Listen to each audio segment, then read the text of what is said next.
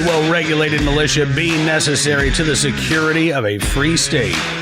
The right of the people to keep and bear arms shall not be infringed. Thank you so much for tuning in to another edition of Bearing Arms, Cam and Company. My name is Cam Edwards.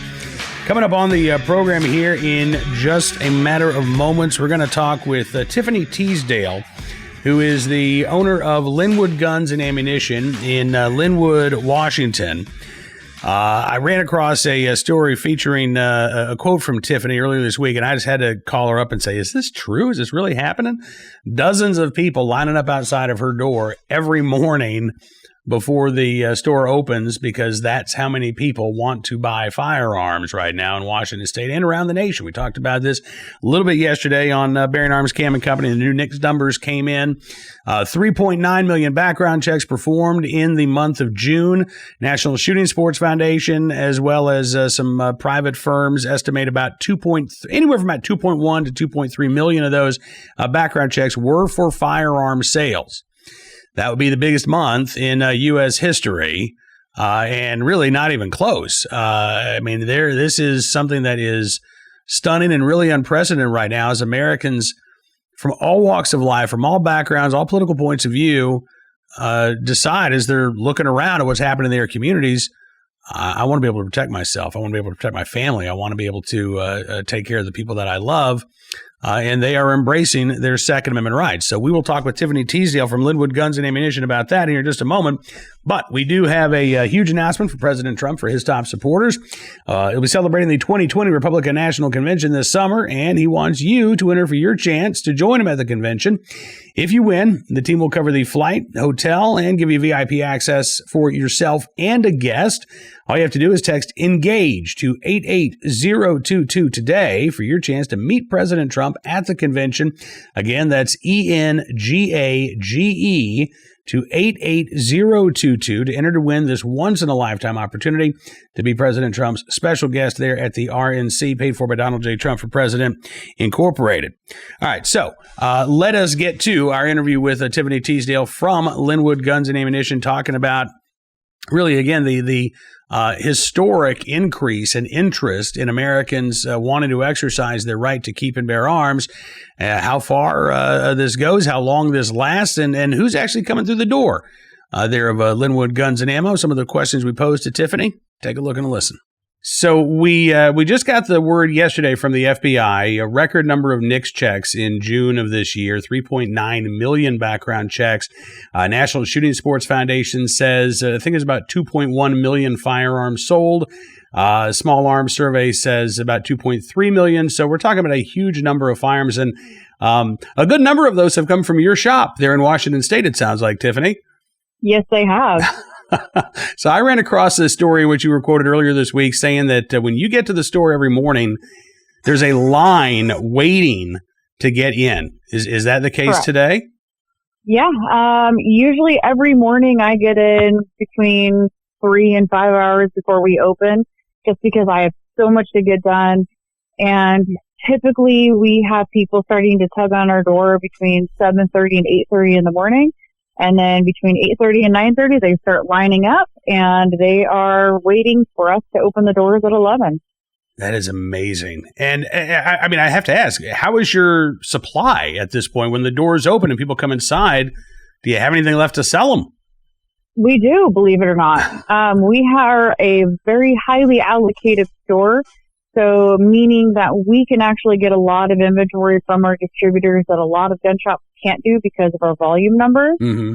And because of that, we're able to get a lot more product, and we're able to get harder to find product. So we're able to get guns in. There for a little while, we were pretty slim, but right now we're doing pretty good on restocking everything. That's good, and you are lucky, because you're right. I'm in Farmville, Virginia, which is a pretty small town. We've got one local gun store. They got their allocation of ammunition this week. It was one box of 9mm, not a case, Wow. just a box. Yeah. So thankfully you're not having to deal with that. What are folks looking for? I mean, I saw, based on the NICS numbers yesterday, handguns, about 1.5 million sold in June, about 800,000 rifles. What type of firearms are people looking for when they come to your store right now? believe it or not, since we have really restrictive gun laws that have all started in the last year and a half, everybody's asking for shotguns, because shotguns, we can do an instant background check straight through the FBI. There's no waiting period for the most part. And people want those because they do the most damage. They're the easiest to handle, and anybody can shoot them. And so people are purchasing those like crazy. But the problem is there is a national shortage for shotguns because of this. And it's not just Washington State, but then we get phone calls of people wanting Glock specifically, because everybody knows Glock is tactical Tupperware. It's always going to work. And so we run out of Glocks quite frequently, and then we get them back in, and then they go back out again.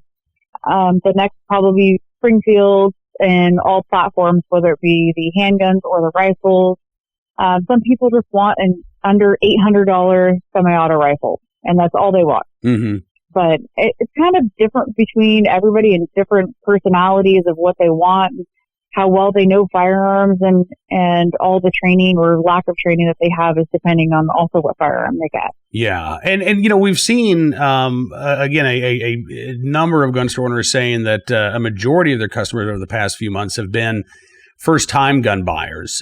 Is that still what you're seeing? Is there still a surge of people who have never owned a firearm before, but they're watching the news, they're seeing what's going on, and they're saying, holy moly, I got to protect myself and my family?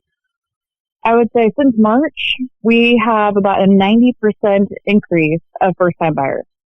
And it is astronomical. We actually had to hire a interpreter because of the coronavirus that originated in China. You have a lot of Chinese-based citizens and U.S. citizens that are from China, and they don't speak any English, but they are being singled out and being tortured and threatened and harassed and all sorts of things. And people are scared for their families, so they come in and they don't speak any English. So we brought in a Chinese interpreter, and he actually wrote down in their native language. It's usually one or two languages that he wrote them down in. And we have them on the counter, so that way when the citizen comes in or the community member comes in and they see that paper, they don't speak English. They just point to the card and grab their phone out and start calling that person, put that person on speakerphone, and next thing you know, we're able to get them into a firearm, and they know the top 4 gun safety rules written down on that piece of paper before they even handle a firearm. So that way they're safe. And this person also offers to go with them during training classes, so that way they can actually do additional training and also interpret for them while in training. Man, that's amazing. And, you know, it shouldn't be too much of a surprise for gun owners, because I think that the Second Amendment community really is a welcoming community. But Absolutely. The fact that you're able to do that, and that interpreter is able to do that, I mean, again, I think that really shows, you know, that when it comes to the right to keep and bear arms, Second Amendment supporters, you know, again, we know that this is a right of the people, right? And not just people that might look like me or people that might look like you, but the people.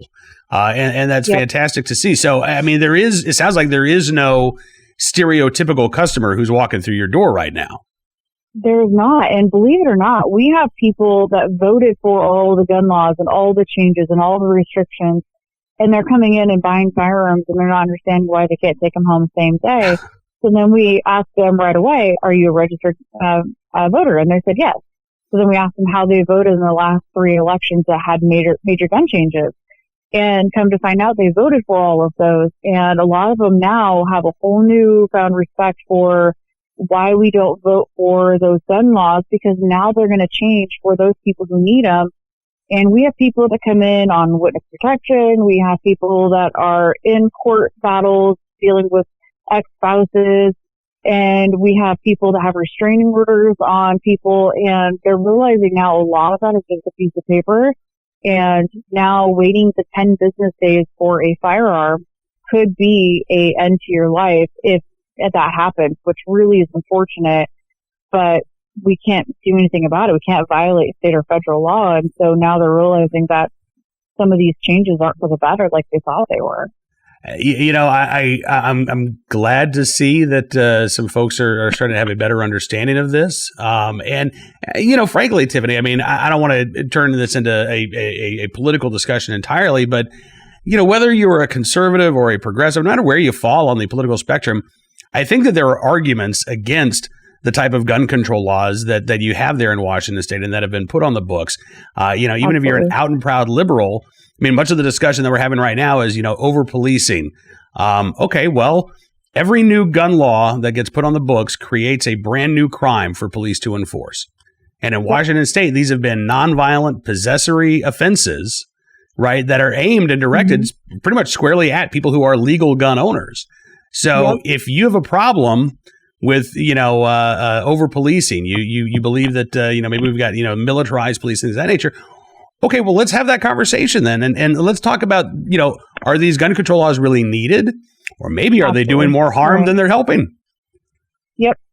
And what's really interesting is people come in and they're from all walks of life, and we don't judge anybody. We don't care. And we tell people all the time when people come in and they're like, hey, I'm a Democrat, but I want to buy a gun. And we always tell them, we don't care who you vote for.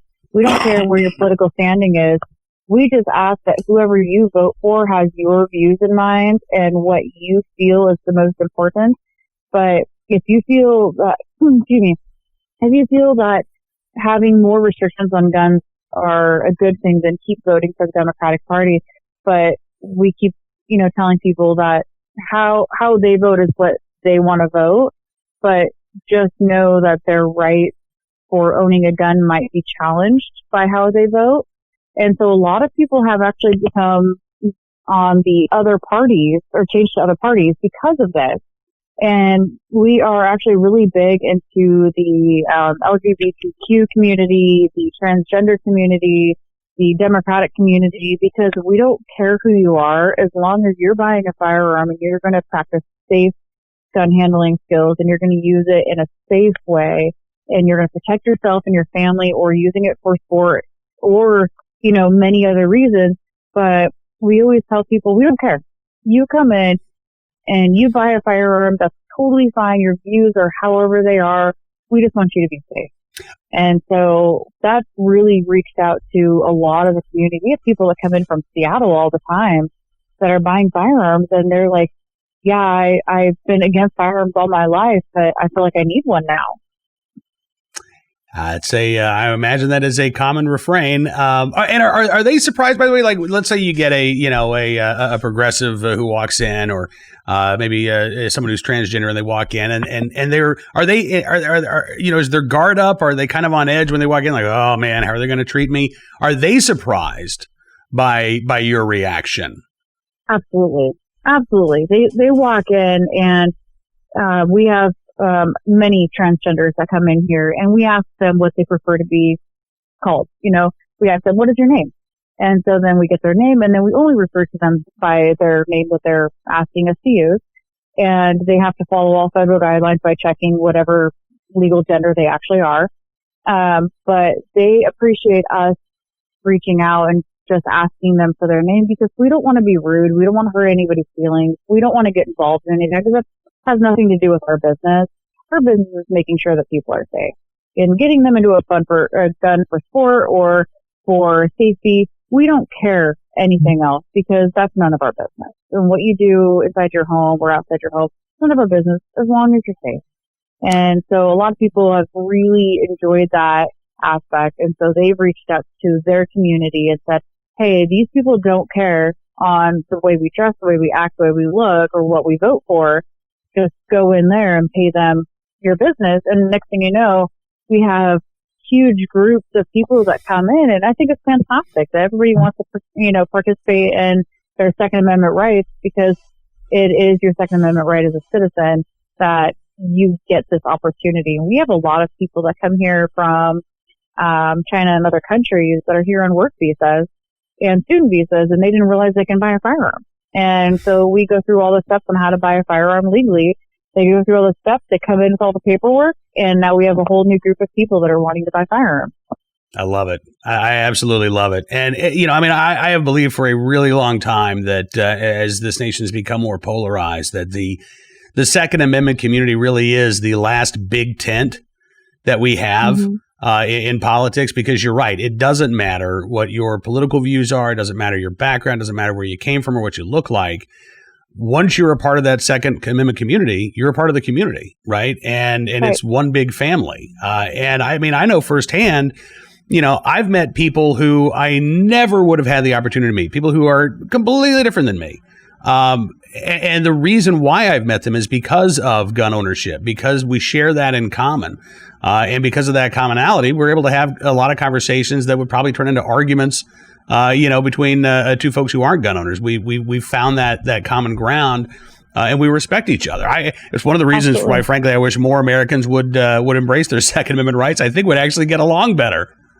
Absolutely. People just forget that having a common ground is a good starting point. And so even if you're on the completely different side of an aisle of somebody else, usually if we can have the same commonality at the Second Amendment, everybody has the First Amendment. Everybody knows all the First Amendment rights. But the Second Amendment has been something that's almost taboo now. And so then once you have people that are involved in the Second Amendment, all of a sudden they kind of open up and realize that maybe the right-wing community isn't as bad as they originally thought. Right. And it's been really eye-opening for a lot of the community members. Well, listen, I appreciate not only you taking some time to talk with me today, but I appreciate you being such a good ambassador for the Second Amendment and for our right to keep and bear arms. Absolutely. Do you see this dying down anytime soon? Or I mean, is this, I don't know that this is necessarily the new normal, but do you see the surge continuing for a while? I think it's going to continue for a while. We had a customer that called Mossberg directly, and they're not planning on shipping a lot of their shotguns to the West Coast until November. And so with the high amount of firearms that are being sold and the lack of firearms being available, I can see this going into probably mid-2021. Wow. Now, what about ammunition? We've talked a lot about firearms, but are you also able to get a regular supply of ammo? Has that become a little bit more difficult at all? It's been a little bit more difficult, but we have been getting them in. We usually get in about a pallet a week of ammo. Sometimes a little bit more, sometimes a little bit less. It depends on the week and the availability. But people forget a lot of these smelting factories, or I should say all of the smelting factories in the U.S. are now closed because of Obama. Mm-hmm. And so unfortunately, all of our lead has to be sent over to China to be smelted. But everybody knows right now we're not able to get things in from China very easily, if at all. And so all that lead is just sitting over there, and we're not able to get it back over here to make bullets again. So it's becoming very expensive for ammunition to even be made. So we're seeing cost increases just because the manufacturers have to have a cost increase. Yeah. And again, I mean, if you don't have the components, you can't make the product, unfortunately. And it's not as easy as flipping a switch and opening up a smelting plant here in the United States. That's right. Right. Yeah. So, well, I mean, I guess patience is the key word for folks who are hoping to become gun owners right now or hoping to restock their ammo supply. But with some patience, we can all get through this together, I think. Absolutely. All right. Well, listen, Tiffany, thank you so much for spending some time with me. I'd love to check in with you again in a couple of weeks to see how things are going, if you don't mind. Yeah, please do. Okay, absolutely. Well, Tiffany Teasdale, Lynwood Guns and Ammunition in Lynwood, Washington. Happy Independence Day to you, and thank you for spending some time with us today. You as well.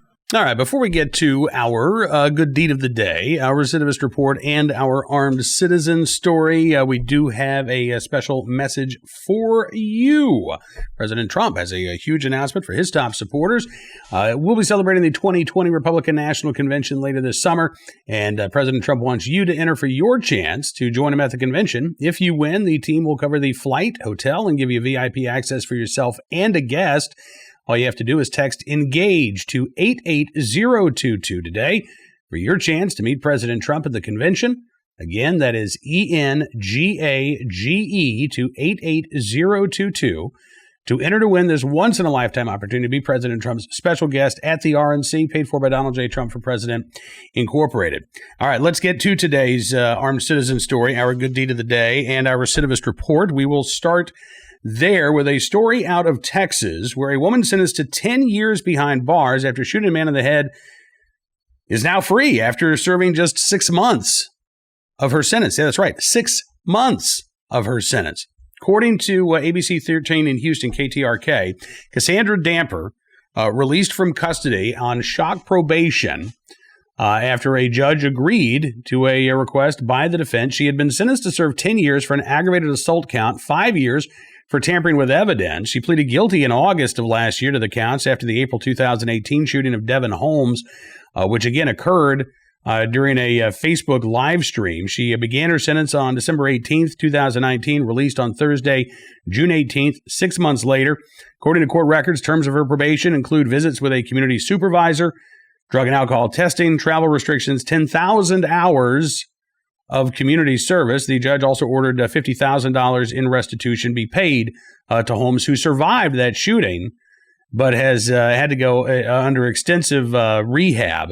The Harris County DA's office released the following statement, quote, Cassandra Damper shot 26-year-old Devin Holmes and tried to wash the gunshot residue off of her hands. For that, the Harris County DA's office prosecuted her for aggravated assault and for tampering with evidence. As prosecutors argued in court, even though Ms. Damper pleaded guilty, she's never taken full responsibility for her actions, including shifting blame and minimizing her actions. We argued against freeing Ms. Damper, who is just 6 months into a 10-year prison sentence, but we respect the decision by Judge McClure. I don't. I don't, honestly. KTRK spoke with Holmes' mom earlier this month. She said if it was his child, then when would she be out? That's how he needs to think about it, she said. If it was his child, would you give her 6 months? Because I doubt it. Defense attorney, meanwhile, said, I don't consider this a get-out-of-jail-free card. How I consider this as a judge coming up with other means outside of just incarceration. He's using all the tools in his box to apply justice in this case. He can make her conditions whatever he wants them to be, and he can change them anytime he wants to. Yeah, I get that. Look, 10,000 hours of community service, that's a lot of community service, but she shot a man in the head. 6 months for that? I'm sorry. That's just absolutely outrageous, and I'm with Mom. Should have been way more time served behind bars before Damper was ever considered for release. All right, on to today's armed citizen story from South Nashville, Tennessee, where police say a 72-year-old shot and killed an intruder on Wednesday afternoon. According to Channel 5, WCYB in Nashville, an elderly homeowner shot and killed that intruder early Wednesday. Henry Schuster shot and killed 27-year-old Taylor Lowry after finding Lowry inside of his home. Happened about 5:30 in the morning. Schuster had actually come back from eating breakfast at a local restaurant because when you're 72, apparently you go eat breakfast at like 4:30 in the morning, and you eat dinner at 5 o'clock in the afternoon. He found a kitchen window screen laying on the floor, several items on the windowsill.